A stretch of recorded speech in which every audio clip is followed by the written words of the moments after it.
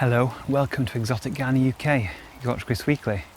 And on this week's episode, we're in Norwich, in Keith and Melissa's amazing Crete Lodge garden. So here we are in the amazing garden of Keith and Melissa. And we're in Norwich, and this is Crete Lodge Exotic Garden. And we're down at the lower end of the garden with this amazing pond surrounded by bamboos and palms. And we're going to have a wander around the garden and have a look at the amazing arid displays. Here we are in not so sunny Norfolk at Crete Lodge Exotic Garden. As you can see, surrounded by some exotic stuff. This is our arid area. We've got lots of agaves, yuccas, cacti all planted out, which stay out all year round, although they do get some protection over winter to keep them looking pristine. We moved here in, I suppose, mid-90s, so we've had quite a few years working on it. We plant quite a range of stuff, lots of palms, sheffies, all sorts of stuff really.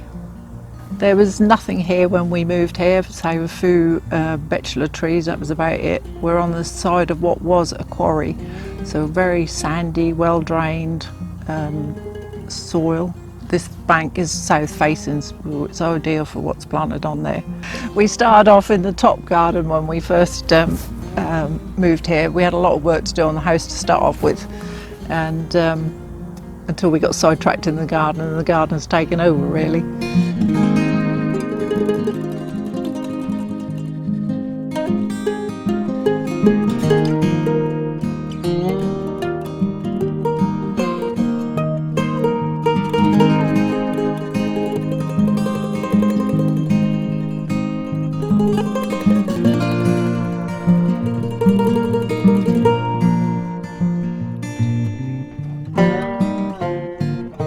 Well, it may be raining here, but I think this is one of the most impressive parts of the garden.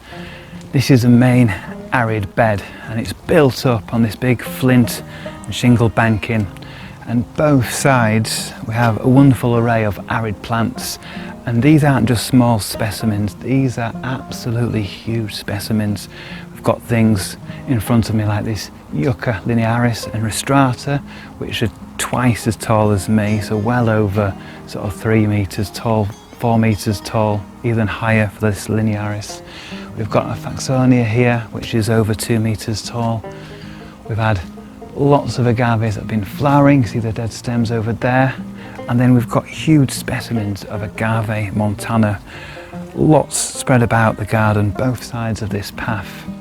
And it's not just the common species like the montanas and americanas. We've got really select, hard to find species and forms as well.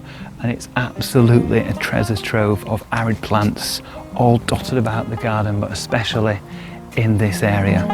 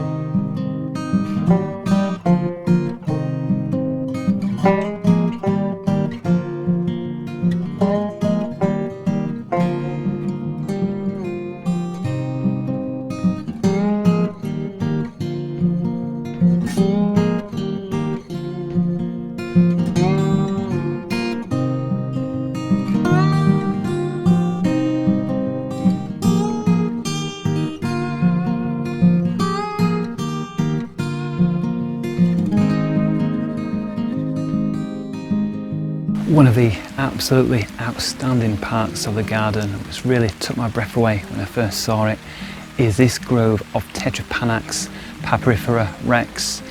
It's so hard to describe to you how enormous these individual plants are, but they have produced an absolutely huge canopy that's completely enveloping me. And these stems must be at least 5 meters tall, if not taller, and the growth rate is phenomenal. I've got one to my left here which is 4 years old, and it's already about 3.5 to 4 meters tall. Truly incredible growth of the Tetrapanax rex in this area.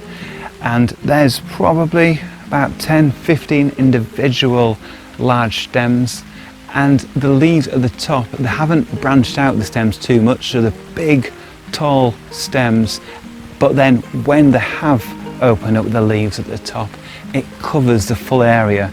So now I'm in absolutely, well, it's a deluge of heavy rain, but I'm not really getting wet because of this canopy of the huge Tetrapanax leaves, which are about a metre and a half across each individual leaf.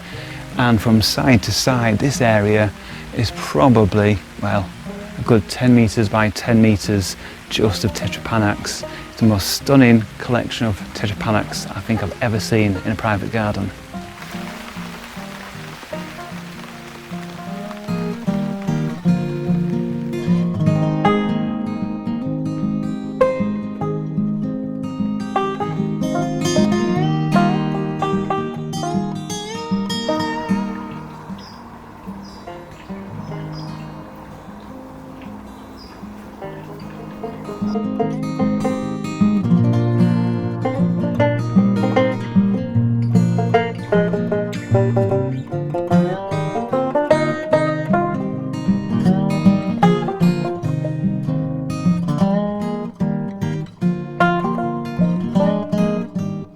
So the rain's getting a bit too heavy for filming too much outside at the moment. So I've come into this really nice summer house which has a fantastic view of this lower part of the garden. And one of the great things about this garden is it doesn't rely on summer colour and tender plants. It's got a really great hardy backbone of evergreen exotics. So we've mentioned the bamboos and the arid beds. We've got all the palm trees as well, dominated by Trachypis fortunei in various sizes, but there's some other palms dotted about the garden as well. There's a Jabea, there's Chamaerops or Chimaerops, we've got Cerifera, and we've also got Nanarops as well, and we've got palms that come out of the greenhouses and conservatory for the summer as well, so we've got the tender ones like the Phoenix as well.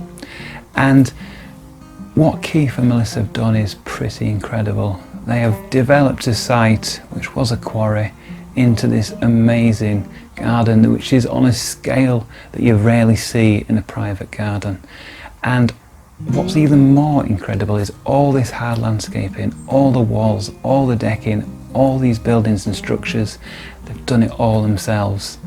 And it's an incredible feat that keeps them obviously really busy year on year developing the garden. They've got so many plans for developing so many other areas of the garden which I've not shown on film today, but it's truly incredible how they've recycled materials into the walls, how they've thought about how the paths go through different areas and the views you get from the higher and lower spots in the garden as well.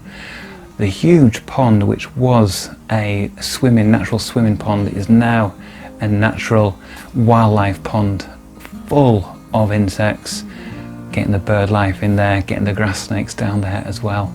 And then as we move through the lawn area surrounded by wonderful hardy planting, and then we move up through the arid beds, sunken gardens, we've got the roof garden as well with the arids planted on that. We've got the amazing greenhouses, including the arid house with some beautiful specimens, including that variegated aloe in there as well. And then we move up to some tender plants on the tables and around where the Tetrapanax forest is basically. And all this has been done by one couple over the last 20-30 years to make an absolutely stunning garden. Really impressed and so glad I've visited this amazing garden here in Norfolk. Thank you for watching this edition of Exotic Garden UK. Join me next week, we'll be doing more in the garden.